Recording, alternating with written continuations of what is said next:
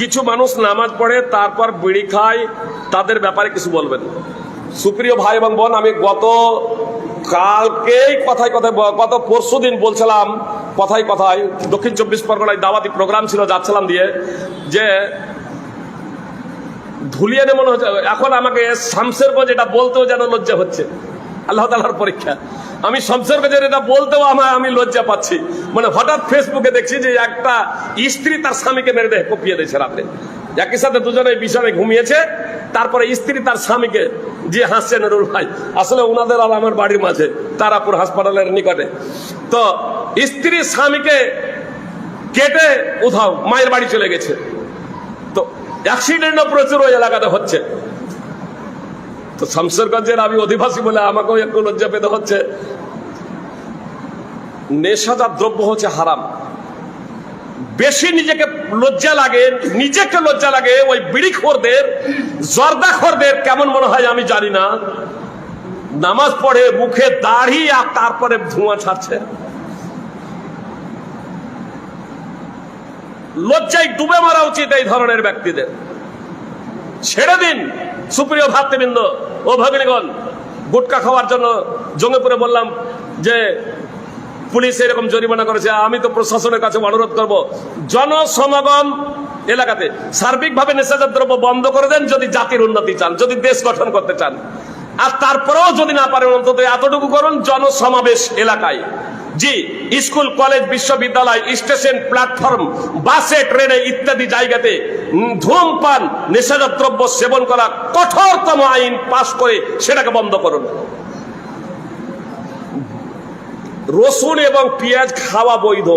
আল্লাহ রসুন পেঁয়াজকে খাওয়ার জন্য সৃষ্টি করেছেন, রসুন পেঁয়াজকে খাওয়ার জন্য সৃষ্টি করেছেন। তারপরেও রসুন পেঁয়াজ খেয়ে মসজিদে আসা যাবে না, জনসমাবেশে প্রবেশ করা যাবে না। দুর্গন্ধে মানুষ কষ্ট পাবে, একজন ইমানদারের দ্বারা অন্যজন কষ্ট পাবে, এটা কাম্য নয়, শরীয়তে চরমতম নিষিদ্ধ। তো রসুন পেঁয়াজ খেয়েও যদি মসজিদে আসা না যায়, ও মসজিদেই বসে বসে ও গুল করছে, বিড়ি খাচ্ছে, জর্দা খাচ্ছে, খৈনি খাচ্ছে, আর মসজিদে আসছে। জি, লজ্জা করা উচিত নয়। সুপ্রিয় ভাই এবং বোন, আপনাদেরকে বলবো, সমস্ত প্রকারের নেশাজাত দ্রব্য ছেড়ে দিন। স্বাস্থ্যের পক্ষে এটা অত্যন্ত ক্ষতিকর, আল্লাহর জন্য অত্যন্ত অপছন্দনীয় বিষয়। আল্লাহর কাছে আমাকে আপনাকে জবাবদিহি করতে হবে। জীবনের কোনো গ্যারান্টি নাই, কথা শেষ করে দিচ্ছি এ কথা বলে, জীবনের কোনো গ্যারান্টি নাই। আজকেও কতজন মারা গেছে তার ইয়ত্তা নাই।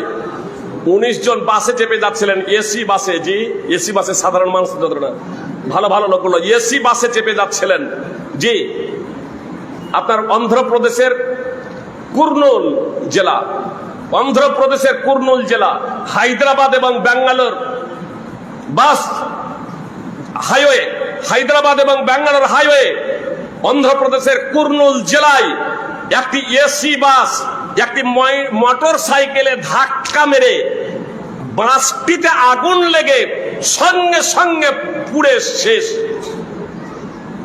19 জন মারা গেছে, আরো হয়তো বেশি মারা যাবে। তৎক্ষণাৎ আমি দেখছিলাম তখন 19 জন। আনন্দবাজারে দিয়েছিল 15 জন, আল জাজিরা পত্রিকায় দিয়েছিল 19 জন, ছিল 42 জন, আর মোটর সাইকেলে একজনের 43 জন। জি, সঙ্গে সঙ্গে বাস পুড়ে ছারখার হয়ে গেছে। অনেকেই মারা গেছে, 15 জনকে আহত অবস্থায় উদ্ধার করা হয়েছে। আনন্দবাজার 15 জনকে আহত অবস্থায় উদ্ধার করা হয়েছে, অনেকজন মারা গেছে। মানে ছিল মোট 42 জন, 1 প্লাস 43 জন। আল জাজিরা পত্রিকায় লিখেছে 19 জন। আমি এবং আপনি বলবেন এখনো সুস্থ আছি, যারা ওই এসি বাসে যাচ্ছিল অসুস্থ ছিল কেউ নাকি?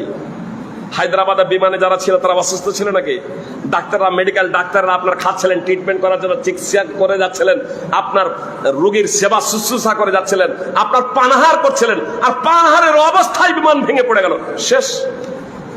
যখন যে কোনো মুহূর্তে আমার আপনার মৃত্যু হয়ে যেতে পারে, অতএব সাবধান হয়ে যান, সতর্ক হয়ে যান, এখনই তওবা করুন, এখনই নিজের জীবনে পরিবর্তন নিয়ে আসুন। সুপ্রিয় ভাই এবং বোনদেরকে আমি বলতে চাই যে আসুন আমরা প্রত্যেকেই পবিত্র কোরআন এবং সুন্নাহকে আঁকড়ে ধরি। আমরা সৎ কাজের আদেশ এবং অসৎ কাজে বাধা প্রদানের লক্ষ্য এবং উদ্দেশ্যে আমরা ময়দানে নেমে পড়ি। যারা আলেম ওলামা আছে তাদের জন্য আমরা প্ল্যাটফর্ম তৈরি করি, তাদেরকে সাহায্য সহায়তা করি, এবং জনগণ যারা আছেন তারাও কোরআন এবং সুন্নাহ তাদের কাছ থেকে শুনে নিজেদের জীবনে বাস্তবায়ন করার প্রচেষ্টা করুন। আমরা যদি কোরআন এবং সুন্নাহকে সর্বাগ্রে প্রাধান্য দিতে পারি, নিজেদের বিবেককে বিসর্জন দিয়ে বরং নিজেদের বিবেকের ঊর্ধ্বে কোরআন এবং সুন্নাহকে স্থান দিয়ে আমরা যদি কোরআন এবং সুন্নাহ অনুযায়ী জীবনযাপন করতে পারি, তাহলে ইনশাআল্লাহ পার্থিব জগতেও আমরা সফল হব, কামিয়াব হব এবং মৃত্যুর পরেও আমরা সুখময় জান্নাত লাভ করতে পারবো, আল্লাহ তাআলার সন্তুষ্টি অর্জনে ধন্য হব।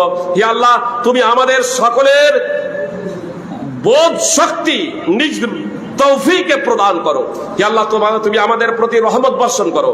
হে আল্লাহ, তুমি আমাদের জানা অজানা সব গুনাহ মাফ করে দাও।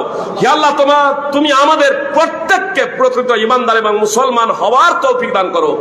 আমরা যাতে একমাত্র ঈমানদার হয়ে প্রকৃত মুসলিম হয়ে মৃত্যুবরণ করতে পারি। হে আল্লাহ, তোমার রহমত এবং তৌফিক ছাড়া আমরা প্রকৃত ঈমানদার এবং মুসলিম হতে পারি না। অতএব তুমি নিজ রহমতে আমাদেরকে সেই তৌফিক দান করো, সেই ক্ষমতা দান করো এবং তুমি আমাদের ক্ষমতা এবং সহযোগিতার মাধ্যমে পূর্ণ ঈমানদার ও মুসলমান হওয়ার তৌফিক দান করো। আমিন। হে আল্লাহ, যারা আমাদের ঈমানদার ভাই বোন, আত্মীয় স্বজন, পাড়া প্রতিবেশী, মা বাবা ইন্তেকাল করছে, তাদের তুমি ক্ষমা করে দাও। হে আল্লাহ, তুমি আমাদের সকলকে ইসলামের পথে পরিচালিত করো।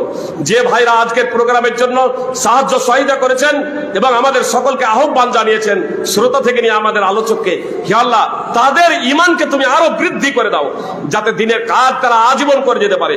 হে আল্লাহ, তুমি নিজ রহমতে কবুল করে নাও আমাদের এই সকলের প্রার্থনা। হে আল্লাহ, আমরা ভিখারি, ভালো করে তোমাকে ডাকতে জানি না, ভালো করে তোমার কাছে প্রার্থনা করতে জানি না। হে আল্লাহ, আমাদের তুমি গুরুচণ্ডাল ভাষাকে কবুল করে নিয়ে নিজ রহমতে তুমি আমাদেরকে নিষ্পাপ করে দাও। আমিন। আকুলু কাউলি হাযা আস্তাগফিরুল্লাহ ওয়া লাকুম ওয়া লিসাইরিল মুসলিমিনা ওয়াল মুসলিমাত। আসসালামু আলাইকুম ওয়া রাহমাতুল্লাহি ওয়া বারাকাতুহু।